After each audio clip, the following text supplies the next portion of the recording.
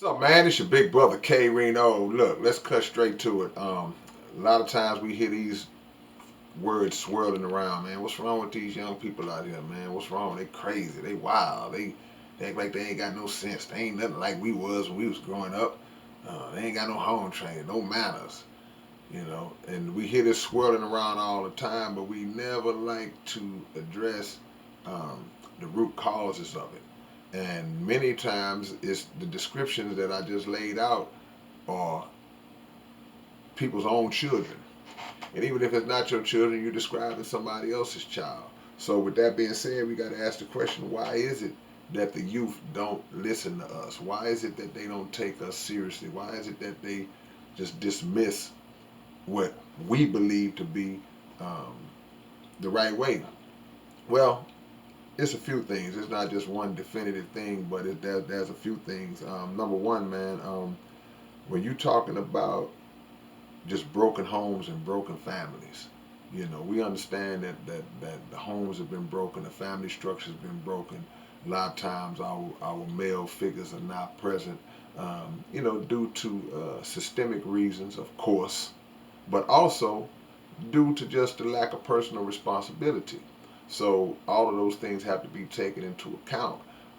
Sometimes there are discrepancies between the mother and the father that cause the split, and it makes one side say, "Hey, I ain't dealing with this no more," and in that aftermath, the child takes the loss, and sometimes the mother is responsible partly also because she may be vindictive or may be doing things to keep the child away from the father who may be trying to be in the child's life. So that's one thing, and when that happens, now the child is kind of just out there, and everybody is out of their roles now. The father's not playing his role, the mother's not playing her role. She's trying to do this and do that, and the child is not playing their role because now they're looking for love that they're not getting, and sometimes they seek that love in the wrong places. So and then sometimes it's a full household.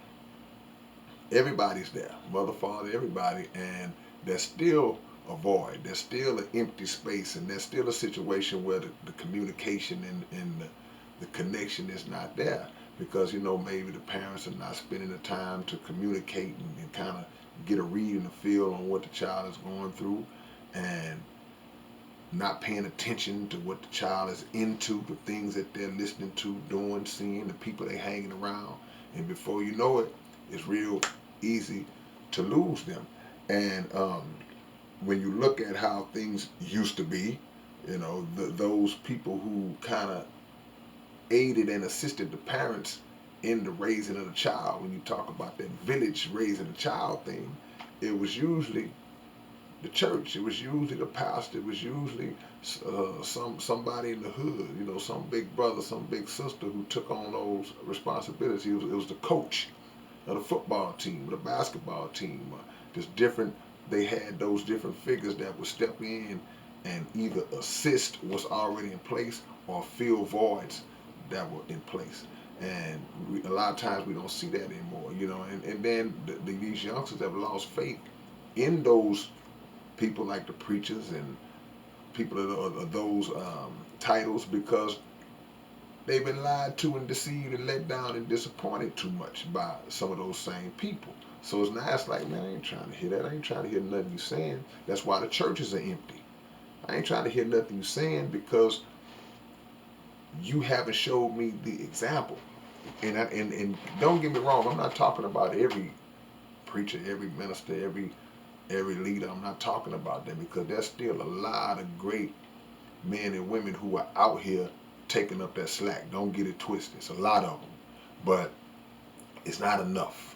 And some of the same people, some of the same adults who are complaining about the negative influences that um, rap music may have on their children, the negative influences that social media may have on their children, or whatever it is that children are being exposed to or exposing themselves to. These are the same people who have dropped the ball and are not doing anything. or not doing as much as they should be doing. So we can't be condemning in our speech when you look around and say, well, hey, this is what they're gravitating towards. Well, you're not giving them another alternative.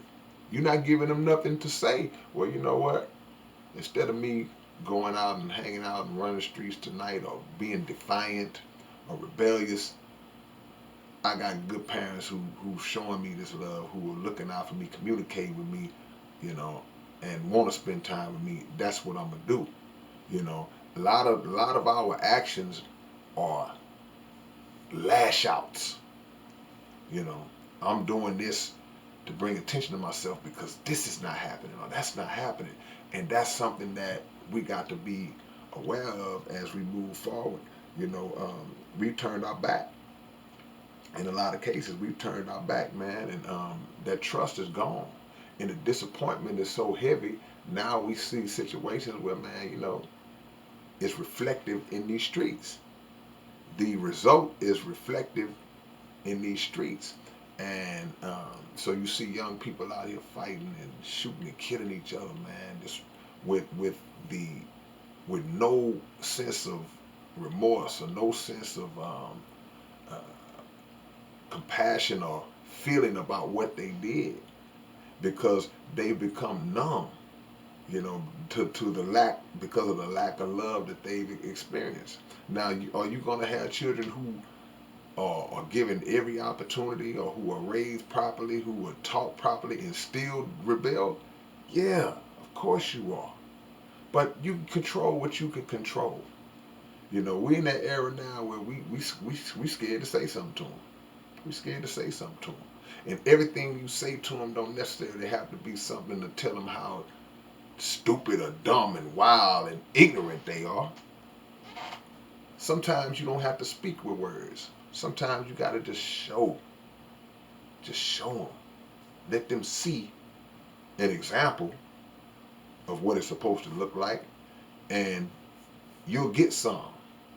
You won't get them all, but you'll get some.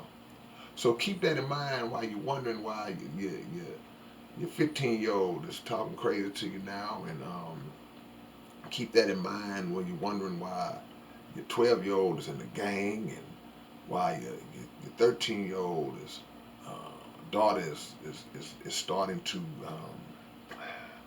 become promiscuous, or going into that realm. These dangerous things that are happening. We have to keep those things in mind. So let me know what y'all think in the comments section. When we have the trust of a young person, when they're coming up, that trust is pure and it's innocent. It's pure and natural, untampered with, until it's tampered with and broken. And once it's broken, now you've crossed them over to a side that's going to be hard to bring them back from. So we got to keep our word. We got to be as honorable as we can with each other, of course, but definitely with our young people, man. All right, leave y'all comments below. It's your big brother K-Rino. Got some things coming up for y'all real soon on this note, because this message was inspired by a meeting that I attended today. So much love to everybody who really is out here in this fight trying to save our young people. Y'all know who y'all are. Peace.